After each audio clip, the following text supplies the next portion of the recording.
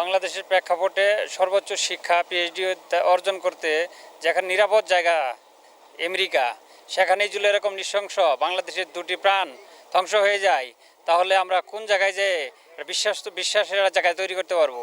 তাই আমি বাংলাদেশের সরকার এবং যুক্তরাষ্ট্রের সরকারকে অনুরোধ করব যেন এটির সর্বোচ্চ শাস্তি হয়, এটি আমরা সবাই আশা করি। নিমন আমার ভাতিজা হয়, এটা তার গ্রামের বাড়ি।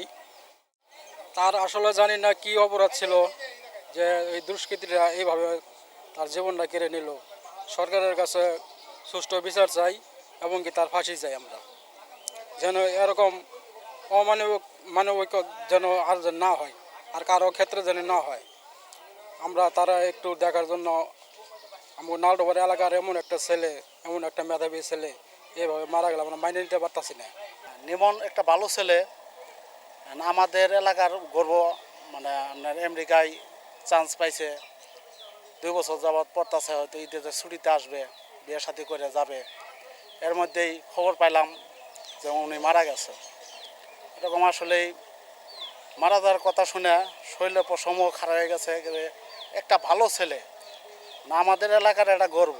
এই গর্বটা এখন হুট করেই মানে আমার পাশ থেকে হারিয়ে গেল। মানে মনে খুব কষ্ট পাইলাম। এই জিনিসটা বিচার, সরকারের কাছে বিচার চাই, এই জিনিসটা যেন কঠিন বিচার। আসলেও দুঃখজনক, আমাদের খুব কষ্ট লাগতেছে। সে একজন ভালো ছাত্র ছিল, সে গেছিল পিএইচডি অর্জন করার জন্য, কিন্তু সে গেছিল জীবিত, সে কিন্তু দেশে ফিরল আজ মৃত হয়ে।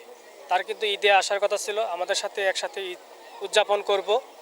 তার কিন্তু টিকিটও কনফার্ম করছিল, কিন্তু আর সে আসলো কিন্তু মৃত হয়ে আসলো। এটা আমরা বিচার দাবি করতেছি, সর্বোচ্চ বিচার। এবং বাংলাদেশ সরকার এবং যুক্তরাষ্ট্রের যে সরকার, তারা দুইজনে যেন এটা সমন্বয় করে এই বিচার দেখে কোনো বিশ্বের কোনো অপরাধী অপরাধ করে যেন আর পার না পায়, এটাই আমাদের একটা অনুরোধ। আসলে যা আমার কাছে পৃথিবীর কোনো কিছু দিয়ে তো আর রিকভার হবে না। আমি চাই আমার দেশের আরও অন্যান্য ছেলে মেয়ে যারা ভিন্ন দেশে হোক আর দেশে হোক, সবাই যেন একটা নিরাপত্তার সহিত পড়াশোনা করতে পারে। এবং আমার এই যে এক ছেলে বৃষ্টি, আমারও মেয়ে, বৃষ্টিও আমার মেয়ে, সে লিমনও আমার ছেলে, দুইটাই আমার সন্তান মনে করেই বলতেছি। ওরা যে উচ্চ শিক্ষা নিতে গিয়ে আজ তাদেরকে এইভাবে মরতে হইল, কখনো আশা তো কেউই করে না। কিন্তু আমি চাই যে পিশাচের হাতে এই ঘটনা ঘটছে, সে পিশাচের যেন সর্বোচ্চ শাস্তি হয়,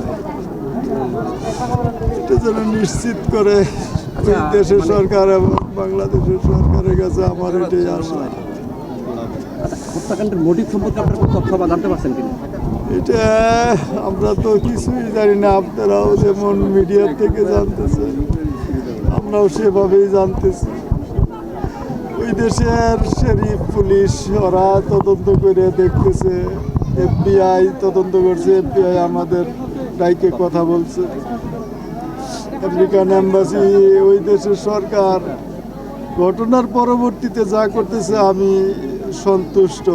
তদন্ত এবং যেভাবে আগাচ্ছে, এরা যেভাবে সহযোগিতা, এবং বাংলাদেশের পররাষ্ট্র মন্ত্রণালয়, প্রবাসী কল্যাণ মন্ত্রণালয়, এরা যেভাবে বাংলাদেশের সরকার প্রধানের নির্দেশে কাজ করতেছে, আমি সন্তুষ্ট প্রকাশ করতেছি। আমি চাই এই দেশের সরকার শুধু আমার এই ছেলে এই ঘটনার জন্য না, যে কোনো হত্যাকাণ্ডের জন্য যেন সঠিকভাবে তদন্ত করে এবং সন্ত্রাসী যারা এই ধরনের কাণ্ড কারখানা করে তাদেরকে যেন আইনের আওতায় আনে। বর্তমানে বাংলাদেশের আইনের অবস্থাও ভালো না, তারপরেও আশা তো করবই, আশা তো করতেই পারি। আমার ছেলেরে আমি কোনোদিন কষ্ট দিই। আমার ভাই একটাই দুঃখ, সবচাইতে একটাই জানা যে আমার ছেলেরে কেন আজকে এত কষ্ট দিয়ে মারছে। আমি আমার ছেলের কোনোদিন একটা চর থাপ্পড় দিই নাই, শুধু মুখে শাসন করছি, আমার মুখে শাসন করছি।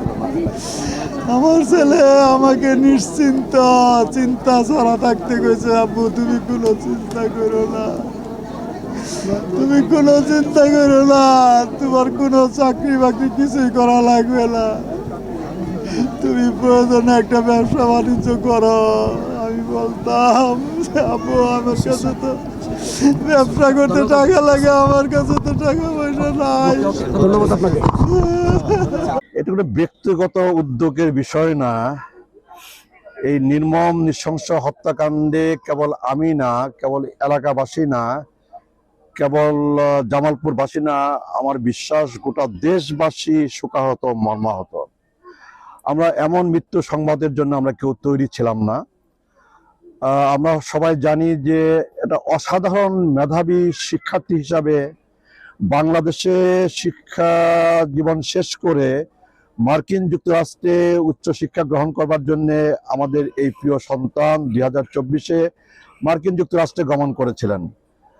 মার্কিন যুক্তরাষ্ট্রে একটি উন্নত বিশ্ববিদ্যালয় থেকে মাস্টার্স করে পিএইচডি কোর্সে অধ্যয়নরত এই শিক্ষার্থী, আমরা আশা করেছিলাম পিএইচডি কোর্সেও অসাধারণ কৃতিত্বের সাক্ষ্য রেখে বাংলাদেশে ফিরে আসবে এবং বাংলাদেশের জন্য, আমাদের জনগণের জন্য ভবিষ্যতে অসামান্য অবদান রাখতে সক্ষম হবেন সেই আশা নিয়েই কিন্তু আমরা অপেক্ষা করছিলাম। কিন্তু আমাদের সকলের দুর্ভাগ্য কেবল এই পরিবারের না, কেবল বাবার না, মায়ের না, ভাইয়ের না, এই গ্রামবাসীর না, আমাদের সকলের দুর্ভাগ্য যে এই অসাধারণ কৃতি মেধাবী সন্তানটাকে আমরা এভাবে হারিয়ে ফেললাম এবং তার লাশ আমাদের সামনে অপেক্ষা করছে। আর কিছুক্ষণের মধ্যেই আমরা তাকে নামাজে জানাজার মধ্য দিয়ে আমরা তাকে বিদায় দেব।